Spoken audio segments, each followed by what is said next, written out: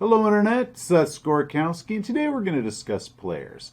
Now I've talked about 5 of the worst players, 5 awful characters, but today we're going to discuss... Dude, I'm just going to stop you right there. What is it? All your videos always cast me as the worst player ever, and I'm sick of it. Why am I always getting picked on? Oh, it's nothing personal, it's just you sit on the opposite end of the table from me, so it just makes for a better camera angle. Oh, so you're just picking on me because of my seat. Okay then. Hey Mike. Yeah? You want to sit at this end of the table, dude? Go ahead and switch. Awesome. Is that better? Yeah, much better. Okay, so as I was saying, I've done videos over bad role-playing and bad players, and several viewers have mentioned that I should do some sort of positive spin for a change, and you know what? They're right. I love my players, and good playing behavior needs to be addressed. So that's what we're going to do. Today we're going to talk about good players. And I'm not talking about good role-playing, I'm talking about the actual players themselves. The players that you love to have sitting around the gaming table with you on either side of the screen. So, without further interruptions, 5 awesome player traits. Number 5, they're excited to play. Okay, let's start the game. Todd, how are we in the last session? Well, we found the lost temple of Corinthia, but Mike's character got eaten by a pterodactyl. Yeah, that really sucked. It's okay, guys. I like my last character, but just wait until you get to meet Captain Horatio Burnwood, adventurer and explorer of the Hollow Earth. He is gonna be awesome. Hopefully it'll last longer than your last 3 characters. Well, if we stop yammering and get to playing, we get to find out. Oh, and check this out. Huh? Holy crap! I want a cool hat too! Yeah, it is pretty sweet. Also, I picked up my own book, so I don't have to be using yours no more. So let's get to the game, and I will introduce you boys to Captain Horatio Burnwood. Excited players are a godsend. They want to play and have fun, even if things don't always go their way in-game. Not only that, but their excitement is infectious, helping the other players become excited about the game as well and enjoy the game even more. They're the type of player who walks into the gaming session with the mentality that they are here to have a good time and can make it a fun experience for everyone else at the table. Number 4, trustworthy. And you fall into the pit trap for 5 points of damage. Okay, guys, I'm below 50%. We might need a rest for the day. Aren't you forgetting all those healing potions that you got at the Screaming Tower? Nah, I used the last one earlier. Dude, you should have told him you still had one. He's right. Nah, that ain't my style, brother. Trustworthy players are going to play honest. They don't sneak extra spell slots or extra magazines of ammo or conveniently forget to write down damage whenever their character's hurt. And the game master can trust them and not feel the need to be looking over their shoulder or worry about policing them at all. They're the types of players that you can trust. And having to worry about players and police dishonest players, it can become mentally exhausting for a game master to do. Now, if the game master and the players aren't having to police a player, they can focus on more important things, such as having fun. Number 3, they help with food. Okay, I wasn't sure what everyone's going to be in the mood for, so I just grabbed an assortment. But also, grabbing a bag of Cheetos just for you. Dude, thank you. Sweet, pass me some. How about you guys? What'd you bring? Me? Well, yeah, I forgot to run by the store. That's like the 6th game in a row now, but hey, there's always next time. How about you? Me? I brought my own food, and no, none of you can have any. Gamers gotta eat. In 27 years of tabletop gaming, I can say with confidence that we can eat a lot. Every group is going to have their own system as to how they're going to approach food.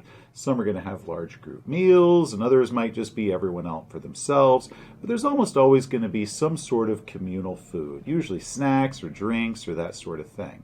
And these players are the ones that go out of their way to bring enough food to share, and will even take into account certain things like other people's preferences or allergies.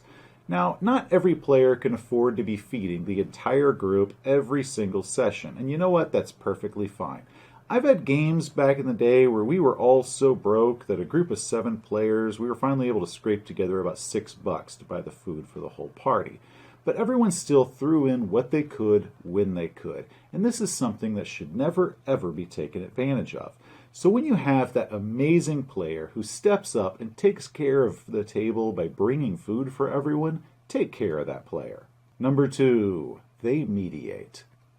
Music is blasting from the stage as a rocker boy with glowing dreadlocks is performing before this huge crowd, most of which are wearing the Iron Tiger's colors. Okay, I'm going to keep my head down low, see if I can spot that razor girl. You spotted her at corner table. She is all chromed up and looking mean. Did you see me? You'd have thought he'd have figured it out. Guys, What? keep it down. We are trying to play. Mediating players are a special breed. I sometimes call them co-game masters.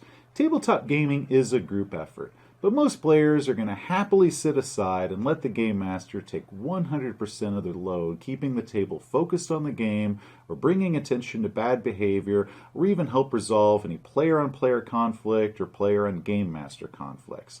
And the simple truth is that it can be mentally exhausting for a game master to constantly be playing the bad guy and tell players when to settle down or be able to handle all the conflicts.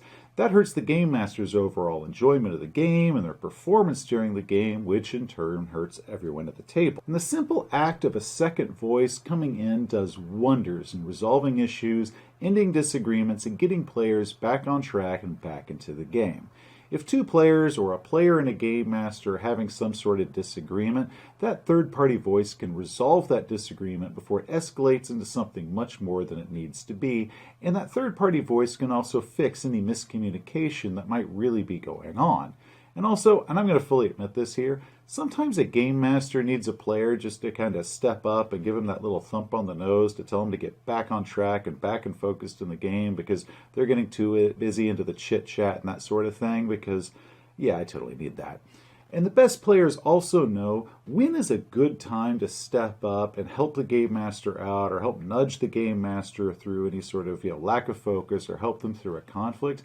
And they also can tell when is a good time not to step in and try to help with the policing. Now, not every player can do this or can do this well, and not every game master can handle it when a player steps in to help them out with the policing and the moderating. And you know what? That's perfectly fine. But a good player should check with their game master before they try to take on this responsibility, but I highly recommend that players do check with their game master to see about helping this out because it overall helps the table work smoother. And from my own personal experience, allowing responsible players to assist with the table's moderation and the mediation has been an absolute dream for our group. Number 1, they think about the game between sessions. Okay, so we last left our heroes with a bunch of treasure, and you had made enough experience points to reach 5th level. So, how are you going to be assigning out your skill points and spending all that loot? Well, I don't know what skills I want yet. Dude, pass me the player's handbook. Yeah, but only once I figure out what I want to get. Okay, while they're figuring that out, I'm going to put 1 point into my climb and another point in my 2-weapon fighting. Also, my armor got smoked when we hit that acid trap, so I got a list of all the equipment that I'm going to want to buy, as well as the prices that I got out of the player's handbook. So just let me know if the prices in this town aren't the same as they are in the guide. Wow. Okay, yeah. I also want to look around the area, see if I can find a good spot that we can set up our next base of operations. I did a couple model floor plans of what we might want to build there, as well as a couple guesses as to what the estimate cost might be. Dude, when did you have time for all this? Well, it's been like 2 weeks since our last game, so I was just jotting stuff down as it occurred to me. These are players that aren't just excited to play, but they spend that time between sessions thinking about that next game, and then they come prepared to that next game, ready to go straight into it. These are the players that know all of their skills, all of their powers, and they know what all of their items do because they've taken the time to do that homework between the game sessions. And some players are going to end a session and not give any further thought about what obstacles their characters might still be facing until the next game starts. However, these players are the ones that are going to give thought to the adventure and the campaign, and they're going to use that time between sessions to plot it out and be able to start solving all their problems. That way, when they get to the next game, they can jump straight to it. So guys, I spent the last week trying to come up with who sent that black paladin after us and why. So I came up with a plan how we can start rooting out and eliminating suspects. And other than playing better because they took that out-of-game time in order to learn their character and what their character can do, and playing faster because they showed up at each session having already done all the paperwork and not needing to waste the first half hour of the session getting caught up on all the little details like that, the prepared player has another great benefit, and that's that they set the example by raising the bar. Just having one of these players in the group who walks in prepared can lead the other players and the game master into following that lead, which improves the efficiency of the time that you are going to be playing, and it improves the quality of each gaming session.